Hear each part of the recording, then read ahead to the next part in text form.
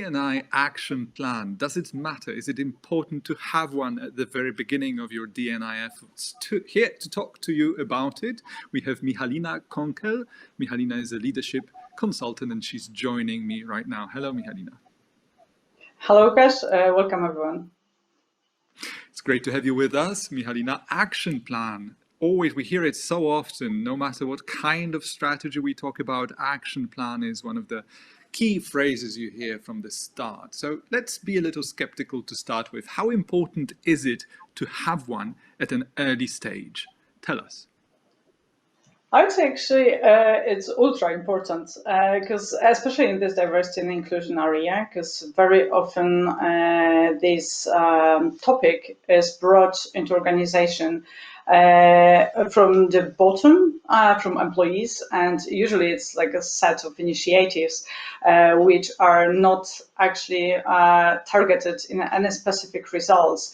And to see to know where we are heading, it's really necessary to have a proper action plan and to put an effort to create one.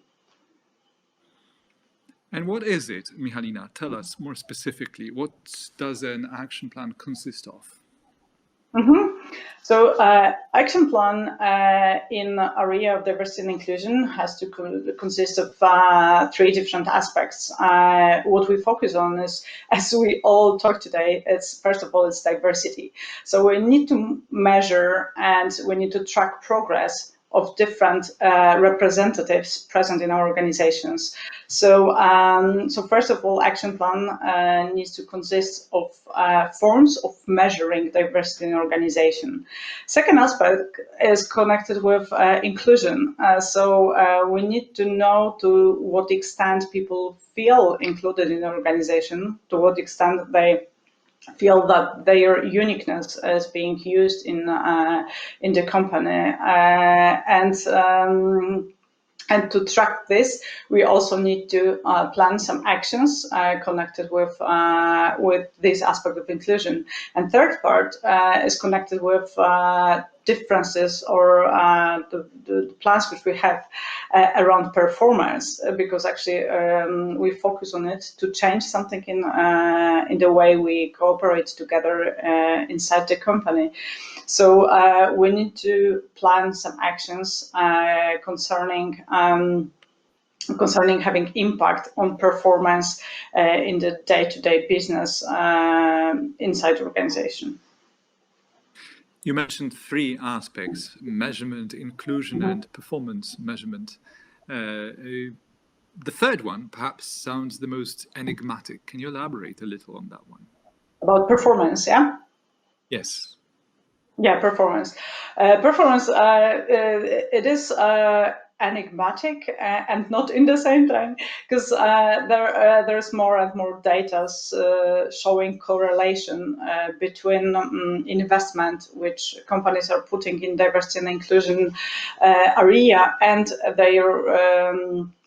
their financial results or innovation being created in the company. So what we can measure when it comes to performance is we can measure financial differences, financial aspects. We can measure how many innovations have been created in the company. We can also measure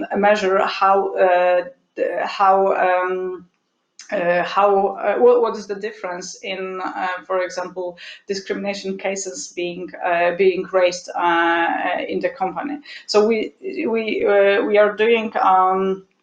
We are planning how will we measure changes in performance being result by actions which we undertaken. And yet I'm quite sure it's not always easy because there is a lot of talk about different studies and research being conducted around productivity, creativity, the overall results a company is achieving in correlation with diversity. But I'm sure it's not easy, despite the existing research, to correlate these things in popular imagination. People outside companies, do you think it's already a phenomenon that a lot of people are taking for granted, or are we still far from that? In the sense, do people genuinely believe that diversity and proper policies for D&I are linked to the overall company productivity? If the people, I mean, what the best argument actually for, as you said, a general population in companies is actually to what extent it touches them. If they don't feel that this D&I is about them, that it influences the way they feel in the organization, the way they can, they are, fulfilling their duties, the way they interact with others. It's hard to use this financial argument to regular employee because in most organizations, at least from our experience, that employees, as you said, they don't care so much about financials. It's more about how am I treated here? Can I contribute? Will you notice me? Will my contribution be meaningful for you? Mm-hmm. Part of the measurement process, Michalina, is essentially surveys and interviews. Just to understand where a company is at the outset of its D&I efforts. Can you tell us more about it? How is it done? How does the process work? Mm-hmm. So how we do it in Diversity Hub, firstly, we start preparing action plan from involving people from the organization.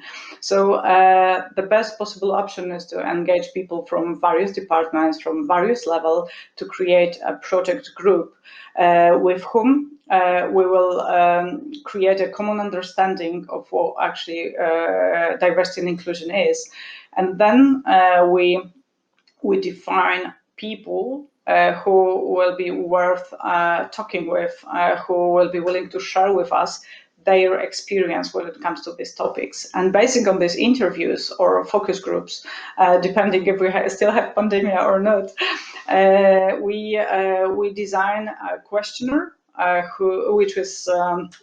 which then is distributed among all employees in the company, which is measuring different aspects of this diversity and inclusion. So what I mean is to what extent I feel as a minority or majority in the company.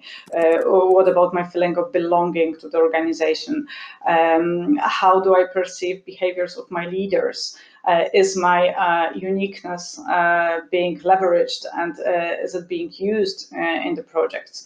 But also if employees are aware of anti-discriminatory policies which are present in the company, or they aren't. So we are gathering this information from different areas. From all employees in the organization, and then basing on that and analysis of documents or any other strategies, policies which are already present in the company, then we prepare an action plan for a given organization. So I would imagine there is a lot of information and data gathering in different forms, whether it's surveys, questionnaires, polls, direct interviews with employees. That brings me to two more questions, Michalina. One is, do employees open up easily? So I would imagine it's an anonymous process largely, up until the point where you process generic data based on dozens of interviews probably. So that's one question. Is it anonymous? And the other thing is, what do you do with all the know-how and inputs that you get at the end of this process? Mm-hmm. So answering the first question, is it anonymous? Of course it is, because this process allows us to make employees open and to share with us.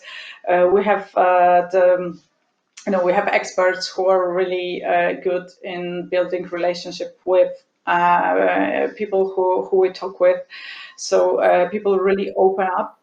And then when we collect this quantitative data from people during the questionnaire, it's also anonymous, of course, to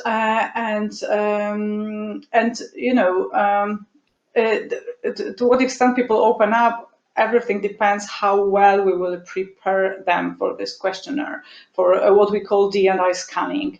So if organization will not do much to prepare them, we won't get good answers.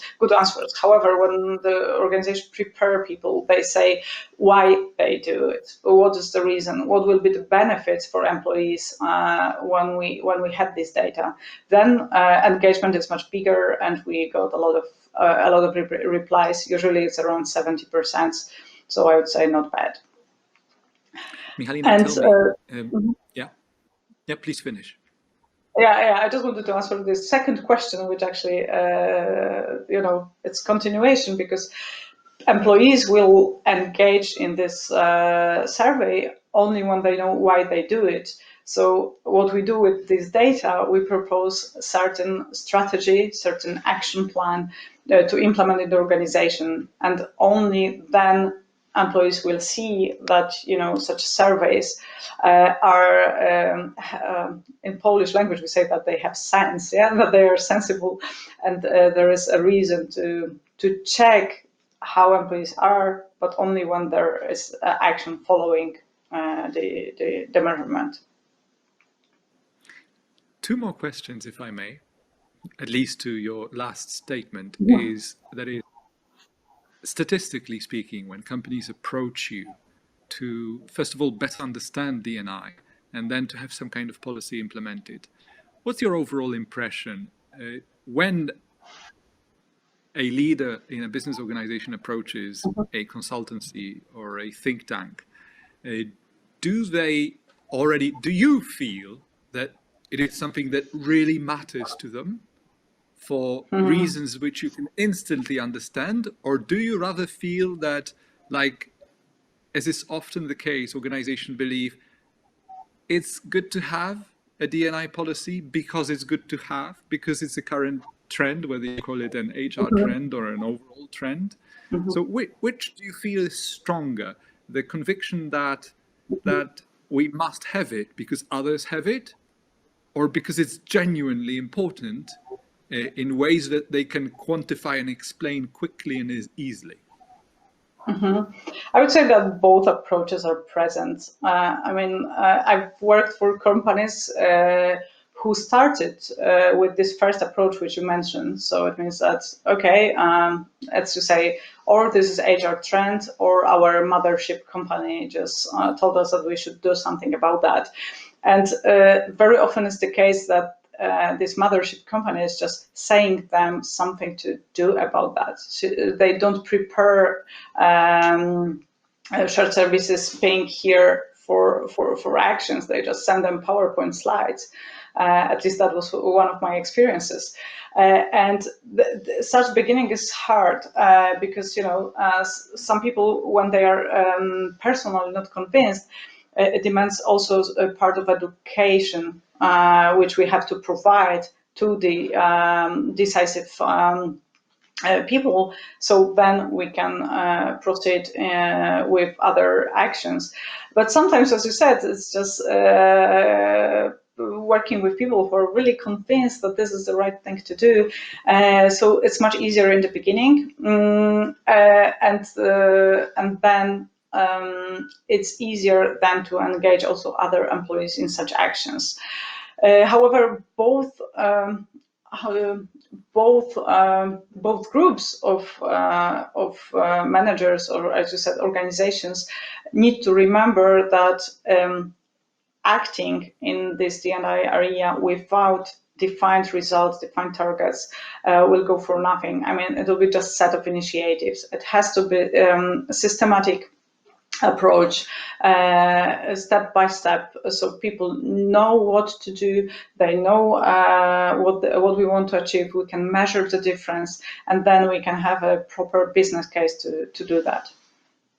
Speaking of people know what to do and how to do, what percentage of the organization are we talking about? How do you cascade this process? Where does it start and how does it flow across the organization? Cascade and percentage. I'm just thinking where to start the answer. We need to start actually in two levels. First of all, we need to start with working with top management, so they are on the same page with us. They are convinced that it's that actions in D&I are needed for them also to succeed in the market. And on the other side, we need to focus on regular employees, and this is why this project team being like consisting of people from the whole organization is so important. So they are our ambassadors, and we have the top management on our side. So then our actions can be more coherent, and this cascading will help us. Cascading process will not make us lose much information, because they will go from up down and from down up.